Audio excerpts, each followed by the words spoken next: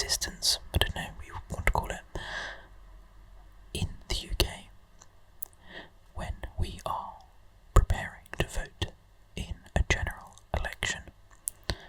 4 years ago, roughly, I made 3 videos covering the manifestos of the Labour Party. Did I make 4 videos? Labour Party, Conservative Party, and Liberal Democrats. I can get my words out. I might have done the Green Party as well, but I'm not too sure on that. And we're going to do it again, starting with the Labour Manifesto. But before we get into these videos, I want you to know that I will not be sharing my political opinion.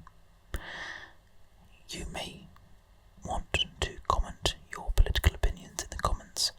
I am not going to discourage debate or anything, but I would probably warn those of you who,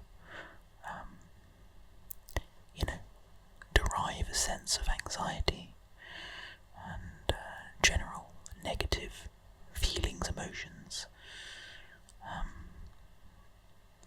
or just general intent from any of these kind of discussions, to probably avoid the comment section, because politics, especially today, could not be more of a divisive topic. These videos are purely meant to be informative, okay? Purely informative. I am presenting to you the manifesto that has been publicly published by the major parties vying to be elected in the upcoming general election on July the 4th, which is only about 7 or 8 days away. I may not be able to stop myself from kind of making the odd comment here or there about whether something seems like far-fetched in terms of... In fact, I'm actually going to really discourage myself from even doing that at all this time. The reason the first video is on the Labour Party is because I'm going by the polling, the most popular to the kind of least popular, and I probably won't go over like fringe groups. I'm not going to go over reform. Actually, maybe I will. I don't know. We'll see. We'll see. But definitely going to do Labour, Conservative, Liberal Democrats, and like the same thing as last time, maybe Green Party as well. The whole point of this, like I said, is to be educational. Before I really got into my early mid-20s, the idea of actually going through a manifesto was so mind-numbingly boring that I don't think I even considered it. So really it's only been 2 or 3 general elections in my lifetime where I have voted with, all of the manifesto pledges, at least having gone over them once. I think it's really important to do so, whether you do it yourself or whether you watch a video like this, whatever. But I expect you guys will probably fall asleep during the course of these videos, because manifestos are quite boring. So I'm gonna just click on this. I will probably just read through its okay, so I think maybe each one is like a point in the manifesto. So yeah, this is Labour Party headed by Keir Starmer. And let's have a look at their manifesto. My plan for change, seeming quite like Obama-ish, isn't it? Way back. This election is about change. Thanks. A chance to stop the endless conservative chaos that has directly harmed the finances of every family in Britain. I don't think I'm going to really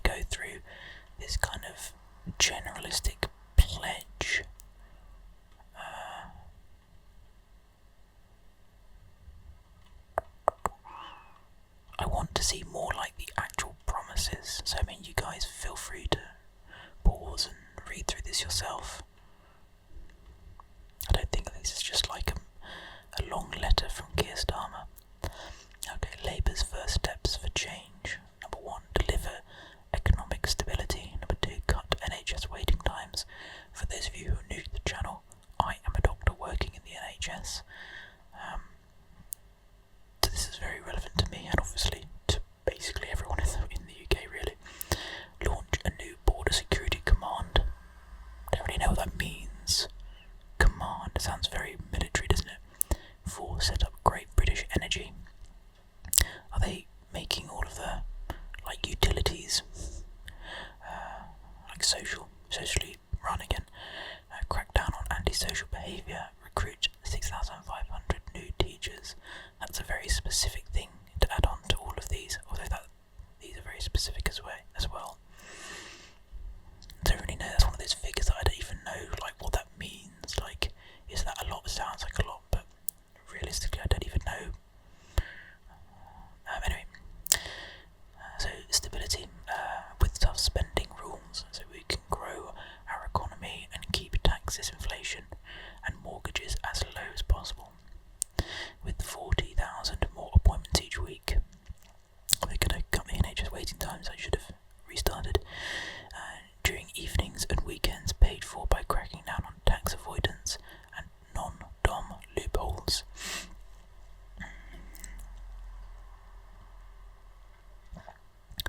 Launch a new border security command with hundreds of new specialist investigators and use counter-terror powers to smash criminal boat gangs.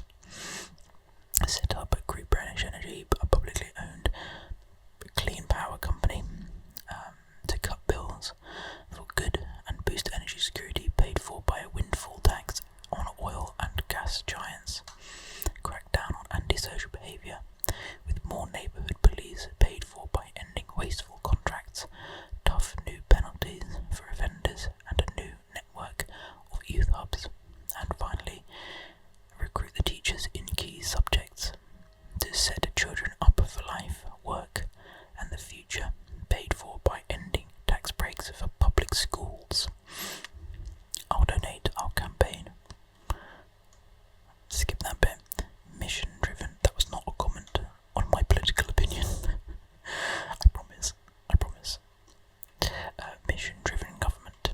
It's looking very statesman-like, isn't he there?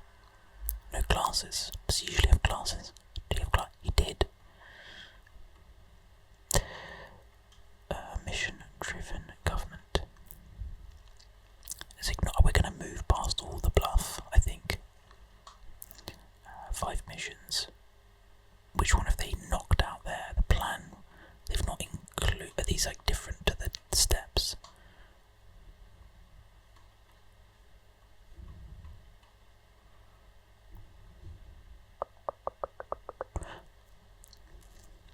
Kickstart economic growth to secure the highest sustained growth in the G7 with good. I mean, that's a pretty bold statement, isn't it? And productivity growth in every part of the country, making everyone, not just a few, better off. Make Britain a clean energy superpower to cut bills, create jobs, deliver security with cheaper zero carbon electricity by 2030, accelerating to net zero. Take back our streets by halving serious violent crime and raising confidence in police and criminal justice. System through its highest levels. Break down barriers to opportunity by reforming our childcare and educational systems. Oh, I see. I guess it's kind of like incorporating these plans, or the steps, I suppose, to make sure there is no class ceiling on the ambition of young people in Britain. Build an NHS fit for the future.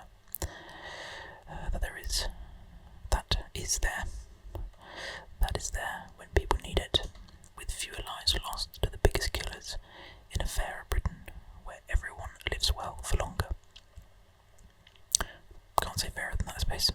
Strong foundations is in there with the troops. So I think now we're getting into like specifics. I'm going to try and pick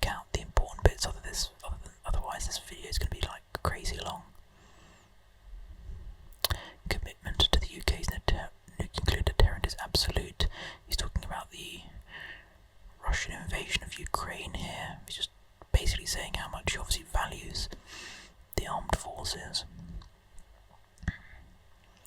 NATO allies.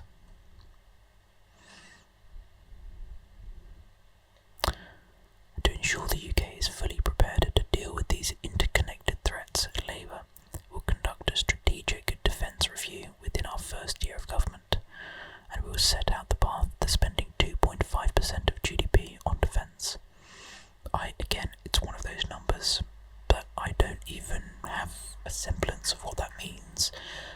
I know what GDP is, but like 2.5% on security and defence, I don't know if that's like a lot or not. It sounds like it's a reasonable chunk, but I've no idea. Realistically, I have no idea. What is that? Like a 40th? Is that right? A 40th of our entire GDP, so yeah.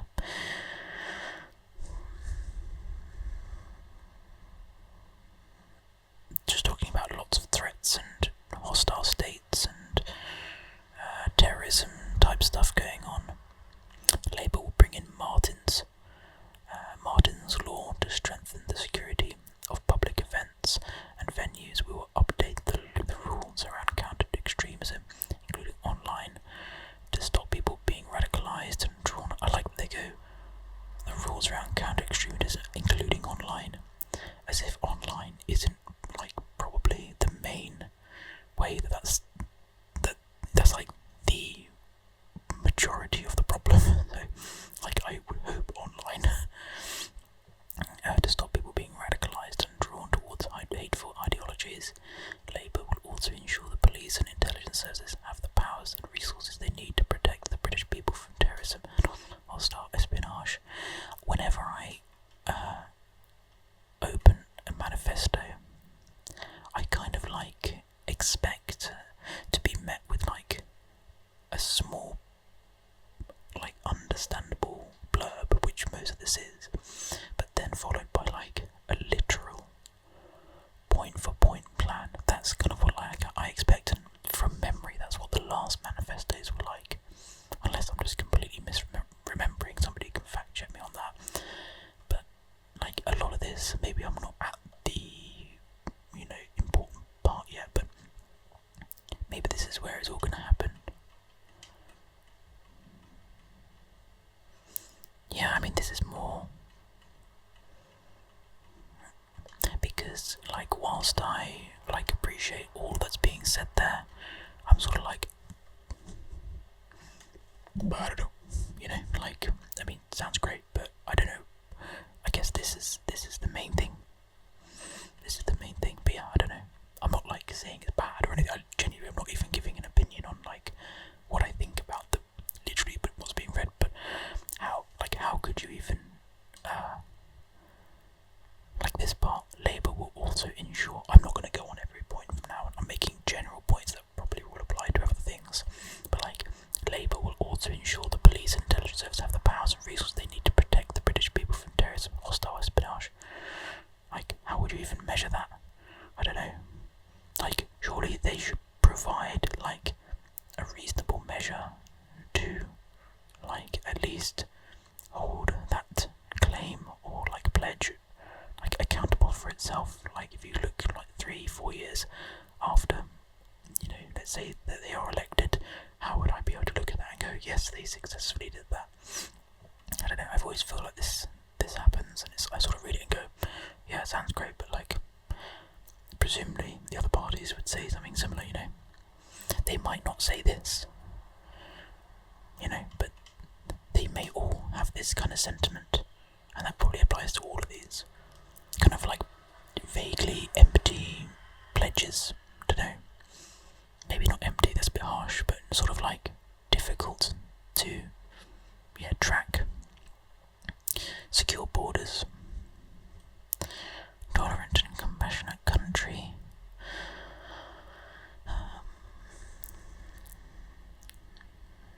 homes for Ukraine, Hong Kong, humanitarian visas, Syrian resettlement program.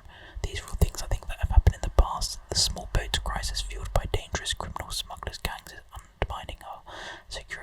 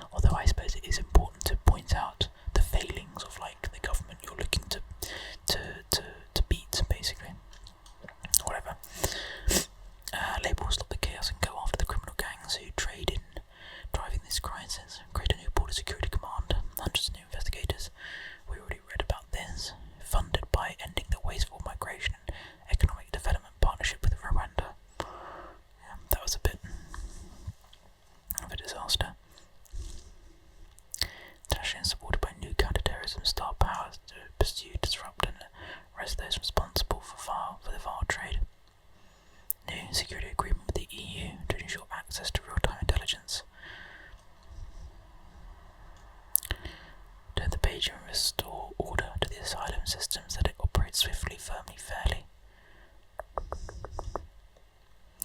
Labour will set up a new returns and enforcement unit with an additional 1,000 staff.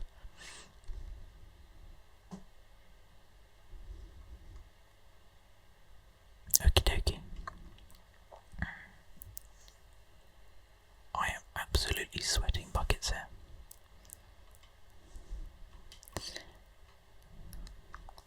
Okay, let's finish this off. Economic stability. Every commitment a Labour government makes will be based on sound money and economic stability. This is a non-negotiable principle. We reject this flawed ideology. Let's get to the point, shall we? Our fiscal rules. Oh yeah, these are the Labour fiscal rules that they literally have to follow because they outline them themselves, I think. The current budget moves into balance so that day-to-day costs are met by revenues. Debt must be falling as a share of the economy by the 5th year of the forecast. I don't really know what that means, to be brutally honest. I don't think those are the rules I was sort of alluding to. Maybe I don't really know.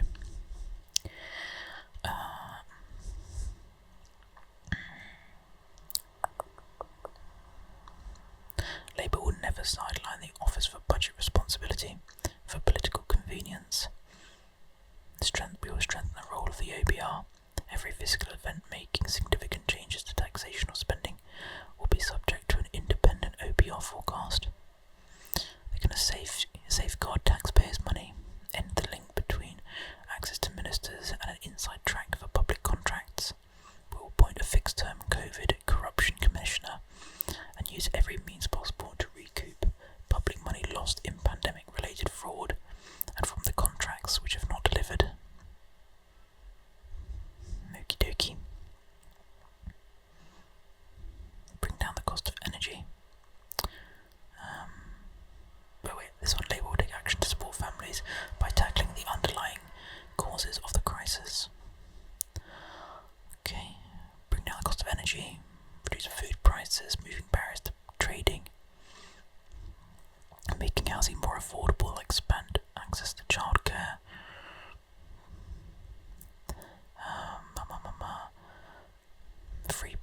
The free breakfast clubs in primary schools. I did hear about that. They made a big point about that, didn't they? Labour will also keep mortgage rates as low as possible, which will continue to target stable inflation of 2%. Labour will not increase taxes on working people. We will not increase national insurance, the basic, higher or additional rates of income tax or VAT. That's obviously one of their huge pledges, isn't it? Although I feel like it was mentioned that they haven't talked about other areas of taxation, like tax on capital gains and things like that, but this is really what is relevant for most of the population, isn't it? Labour will address unfairness in the tax system, abolish non-dom status once and for all, replacing it with a modern scheme, end the use of offshore trusts to avoid inheritance tax. Private equity is the only industry where performance-related pay is treated as capital gains. Labour will close this loophole.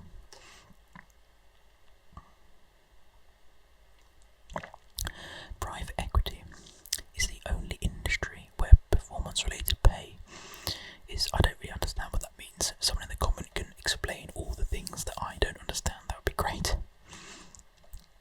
Modernise HMRC and change the law to tackle tax avoidance will increase. Modernise it. I don't know what does that mean. I don't really know. Will increase registration and reporting requirements. God, it's already such a pain in the arse to self-report your taxes. I get why they obviously are saying that, because it's so complicated. People probably can avoid. Strengthen their powers, invest in new technology and build capacity within HMRC. Okay. Kickstart economic growth. Deliver economic stability. New partnership with business.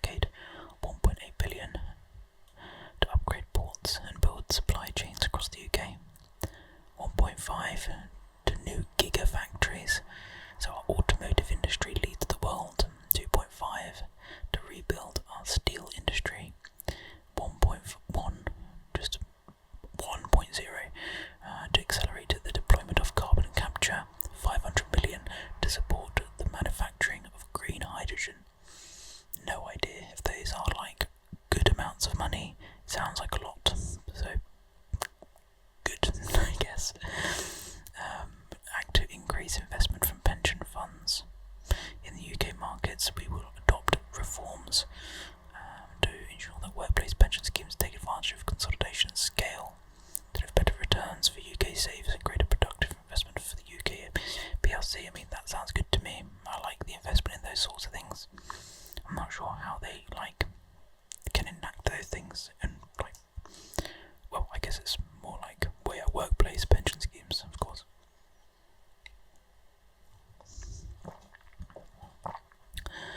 Okay. A review of pension landscapes to consider what further steps are needed to improve pension outcomes. I'm not going to watch that. Business taxation. Presumably they're just going to, what they're going to do. Label cap corporation tax at the current level of 25%, the lowest in the G7. Sure, okay. Again, I don't really know what that means. Realistically speaking, on a functional level, I don't know what that means. Okay. Fine. Let's move on.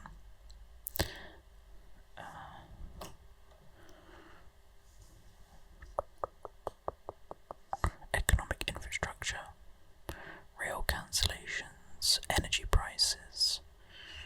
Not a single reservoir has been built in 30 years. I don't know what that. I don't know, what that is. That do we want more reservoirs? I don't know. Presumably we need them if they're putting it on level with rail and energy prices. I don't know. I've not even heard anything about dwindling reservoirs. I guess it's like water bans. Is that what they mean? Like reservoirs where they have where they keep loads of water. I don't know. Okay. Blaming Conservatives for this, that and the other. Developing a 10-year infrastructure strategy aligned with our industrial strategy and regional development priorities, including improving rail connectivity across the north of England. Create a new National Infrastructure and Service Transformation Authority. Cool. Nice. I mean, this all sounds pretty cool. Okay. This is all the gigafactories and all that.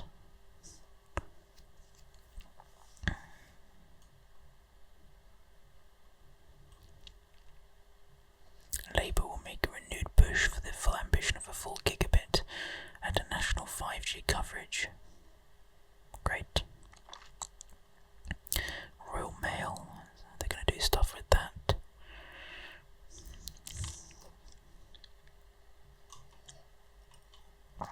Okay. Judging by how long this is taking, I might not even make a Liberal Democrat one. It's too hot. I may, if I get around to it. Don't take that as me not supporting the Liberal Democrats. I just might do the two big parties, because this is taking ages. Modern transport network. Okay.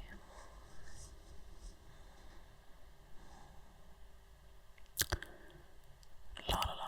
An additional,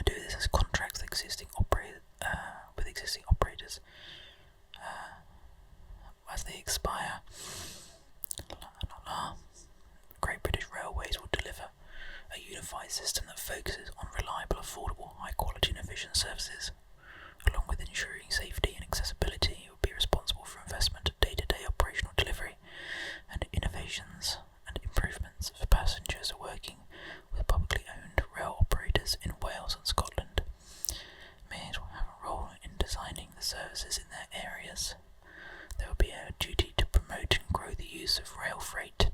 Open access operators are an important part of the rail system. Blah blah blah blah blah. They can sort out the buses as well.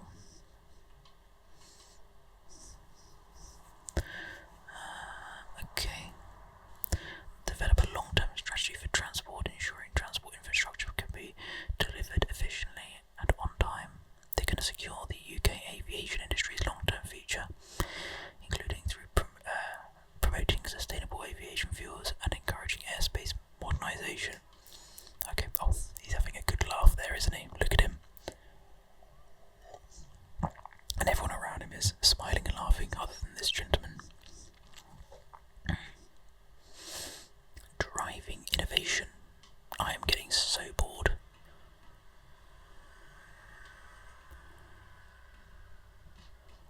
I'm flicking through now. This is just painful. Driving innovation. Where can I see the big pieces? Oh my god, it's David Miliband. You know what we're gonna do? We're gonna skim it. We're gonna do these. We're looking at the big picture. Okay. So just to go back to that, it's these. Screw it, I can't be bothered. How Labour will make Britain a clean energy superpower, set up a great British energy to cut bills for good, energy independence from dictators like Putin. Good. 650,000 new high-quality jobs.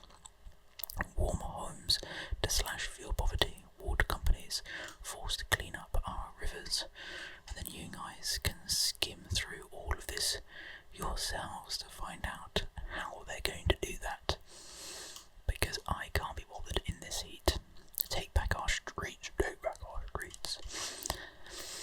They're going to crack down on antisocial behaviour with more neighbourhood police, tough new penalties for offenders, a plan to get knives off our streets, a specialist, our unit in every police force, a new network of young futures hubs. And look at all the wonderful ways they plan to do this. Break down barriers to opportunity. How Labour will break down the barriers to opportunity. Recruit 6,500 new expert teachers in key subjects. 3,000 new primary school-based nurseries. Free breakfast clubs in every primary school. A modern curriculum so young people are ready for work and life. High-quality apprenticeships and specialist and technical colleges. Great. And finally, sort of build an NHS fit for the future. They're going to cut the waiting times with 40,000 more appointments every year, double the number of cancer scanners, a new dentistry rescue plan, 8,500 additional mental health staff, and the return of the family doctor. I'm actually really interested to see what that means. Return of the family doctor. Where's this?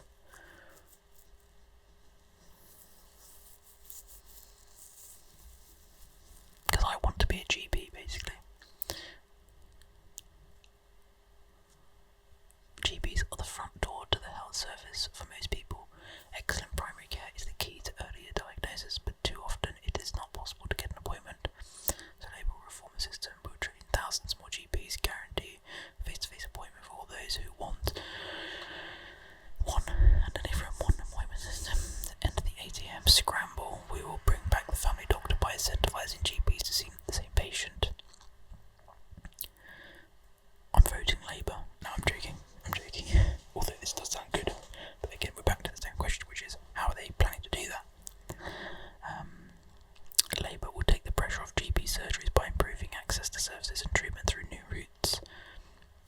A community pharmacist prescribing service. Opticians to make direct referrals to specialist services or tests, as well as expanding self-referral routes where appropriate.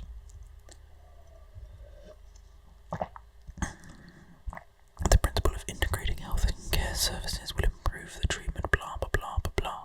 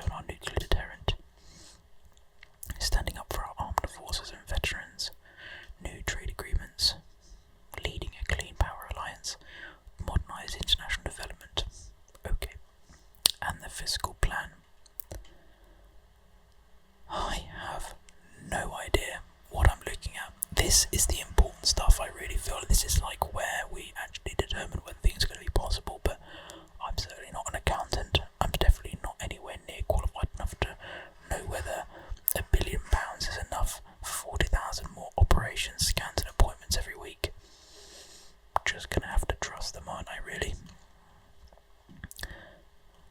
But yeah, that is the Manifesto for Labour. Just absolutely speed run in the end. I'm going to do the same for the other ones. It's not possible in a video that is actually meant to be informative to go through all of this. Hopefully, by doing this in this way for the next one, or the next two, however many I do, you guys can pick up on the points that you really want to look into that make a lot of sense for you, just like I saw the GP thing and I looked at that in a bit more detail, and you can do the same. Maybe in the Conservative and the Liberal Democrats, etc. I will do the same, where I pick out bits that I personally find interesting or think may be relevant to the people that are watching this. So if they're like medics or whatever, that was quite helpful. But yeah, that's the Labour Manifesto, guys. Good luck voting, I guess, and make sure that you are well informed. But no matter what, make sure you vote. That's the most important thing. Don't waste your vote. It's going to be a bit touch and go for me. I'm going on holiday very, very soon, and my postal vote